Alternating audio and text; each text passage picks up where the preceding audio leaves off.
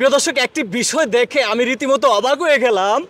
এই যে আপুটি দেখতে পাচ্ছেন, হারুন আঙ্কেলের ভাতের হোটেল। আবারও দেখাচ্ছি, হ্যাঁ, হারুন আঙ্কেলের ভাতের হোটেল। তো এই বিষয়টি আমি দেখে রীতিমতো অবাক হয়ে গেলাম।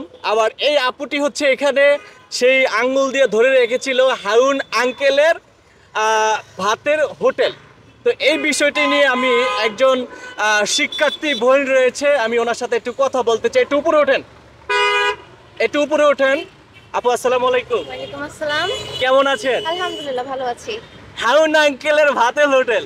অ্যাকচুয়ালি বিষয়টা হচ্ছে যে আমরা এই জিনিসটা হচ্ছে রীতিমতো ভাবে অনলাইনে অনেক বেশি ভাইরাল, সেই জন্য আমরা এটা লিখছি এখানে।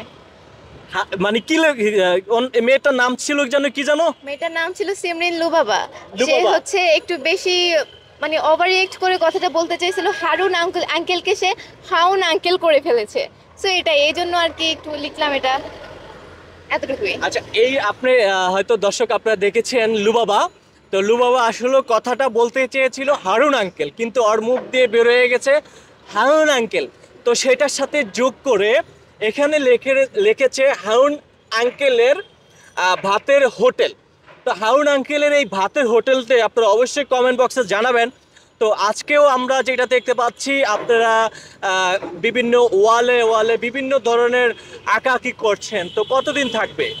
এটা কদিন থাকবে বলতে আমরা দেশটাকে একটু সংস্কার করতে চাচ্ছি, একটু সুন্দর করতে চাচ্ছি, দেশটাকে নতুন রূপে সাজাতে চাচ্ছি। এটাই, এই জন্য এখন যতক্ষণ না কাজটা শেষ হয় ততদিনই। আপনার নাম কি? আমার নাম জিনিয়া, মাহিমা তাসনিম জিনিয়া। আপনি একটু হারুন আঙ্কেল বলেন তো। হাউন আঙ্কেল। হারুন আঙ্কেলের ভাতের হোটেল। জি, হাউন আঙ্কেলের ভাতের হোটেল। হারুন আঙ্কেলের ভাতের হোটেল। আপনি কিসে লেখাপড়া করছেন? আমি হচ্ছে তেজগাঁও কলেজ ইন্টার সেকেন্ড ইয়ারে পড়ি। একটু দেখান, এই যে একটু দেখান।